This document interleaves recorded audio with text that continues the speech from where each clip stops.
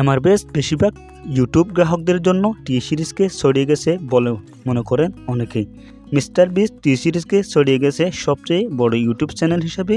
তার সাবস্ক্রাইবার এখন পর্যন্ত 271 মিলিয়ন, যা যুদ্ধ চলছিল কয়েক বছর আগে ধরে। ভারতীয় মিউজিক লেভেল টি সিরিজ, যা ট্রেইলার এবং মিউজিক ভিডিও আপলোড করে 5 বছরের জন্য বৃহত্তম ইউটিউব চ্যানেলের রেকর্ড ধরে রেখেছিল।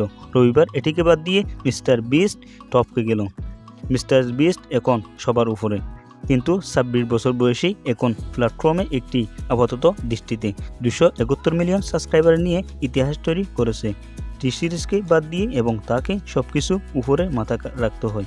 প্রায় 800টি ভিডিও জুড়ে এমআরবেস বিশাল স্ট্যান্ডার্ডের মাধ্যমে নিজেকে একটি নাম তৈরি করেছিল, যার মধ্যে রয়েছে ব্যক্তিগত দ্বীপ দেওয়া, জীবন্ত খবর দেওয়া এবং নেটফ্লিক্সে হিট কুইক গেমের একটি বাস্তব জীবনের সংরক্ষণ মঞ্চায়ন করা।